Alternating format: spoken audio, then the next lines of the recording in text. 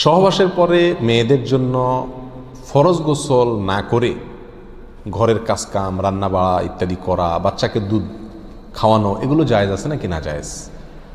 গোসল ফরজ হওয়া অবস্থায় গোসল না করার আগ পর্যন্ত কয়েকটা কাজ করা নিষেধ। 1, নামাজ পড়া নিষেধ। 2, তওয়াফ করা নিষেধ। 3, মসজিদে অবস্থান করা নিষেধ। 4, কোরআন স্পর্শ করা নিষেধ। 5, কোরআন পড়া নিষেধ। এই 5টি কাজ ছাড়া আর কোনো কাজ কিনা নিষেধ না। অতএব সহবাসের পরে কোনো মেয়ে, কোনো মহিলা তিনি যদি গোসল না করে, ফরজ গোসল না করে তিনি যদি কি করেন, গৃহস্থলীর কাজকাম করেন, রান্না বাড়া করেন, অন্য কাজকাম করেন, বাচ্চাকে দুধ খাওয়ান, এগুলো এই 5টি নিষিদ্ধ কাজের আওতায় যেহেতু নাই, অতএব সেটা জায়েজ আছে। আমাদের দেশে যত কঠোরতা সব মেয়েদের উপরে, ছেলেদের উপরে নাই। ছেলে গোসল ফরজ হয়েছে, 2-4 ঘন্টা শুয়ে রয়েছে বা এমনকি হাঁটাহাঁটি করছে, তাকে তেমন কেউ কিছু বলে না। সমস্ত চাপগুলা মেয়েদের উপরে। আর এই ফতোয়াগুলা মেয়েদের উপরে, ফতোয়াগুলা দেয়ও বেশিরভাগ মেয়েরাই। কথার কথা, ননদ আছে, শাশুড়ি আছে বা অন্য কেউ আছে বা জাল আছে, তো তারা খোঁচাইতে শুরু করে যে গোসল না করে বাচ্চাকে দুধ খাওয়াচ্ছে। কোনো বাচ্চা কাঁদতে কাঁদতে মরে যায় কিন্তু দুধ খাওয়ায় না, কেন? কারণ গোসল করে নাই। তো এগুলো না জানার কারণে হয়েছে।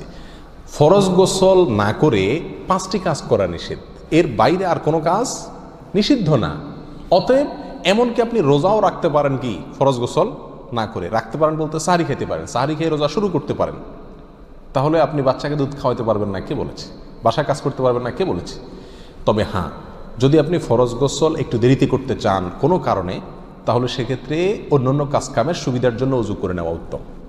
সহিহ মুসলিমের এক হাদিসে আসছে, নবী আলাইহিস সালাতু ওয়াস সালাম গোসল ফরজ হলে ওই অবস্থায় যদি কেউ ঘুমাইতে চায়, শুয়ে থাকতে চায় অথবা অন্য কোনো কাজ করতে চায়, তাহলে তাকে ওযু করে নেওয়ার পরামর্শ দিয়েছেন। অতএব ওযু করে নিয়ে এরপর অন্যান্য কাজ করা উত্তম। এর বাইরে ওযু ছাড়া যে সে কিছু করতে পারবে না, ব্যাপারটা এরকম না। একবার আবু হুরায়রা রাদিয়াল্লাহু তাআলা আনহু, তার সাথে নবী আলাইহিস সালাতু ওয়াস সালামের দেখা হয়েছে কোনো এক রাস্তায়, এই অবস্থায় যে তার গোসল ফরজ হয়েছিল। তো আবু হুরায়রা রাদিয়াল্লাহু তাআলা রাসূলুল্লাহ সাল্লাল্লাহু আলাইহি ওয়াসাল্লামকে দেখে এড়াইয়া চলে গেছেন, একরকম পালায়া চলে যাওয়ার মতো, যায় তাড়াতাড়ি করে গোসল টোসল করে তারপরে আসলেন।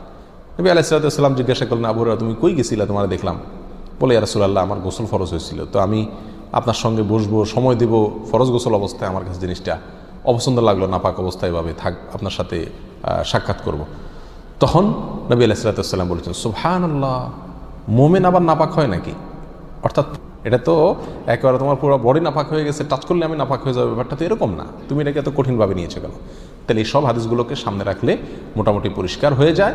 আমাদের আয়েশা রাদিয়াল্লাহু তাআলা আনহা থেকে এক হাদিসে আসছে, তাকে জিজ্ঞাসা করা হয়েছিল যে নবী আলাইহিস সালাতু ওয়াস সালাম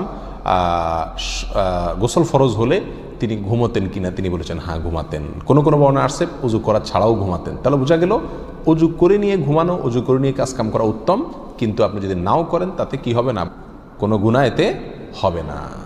আল্লাহু আ'লাম।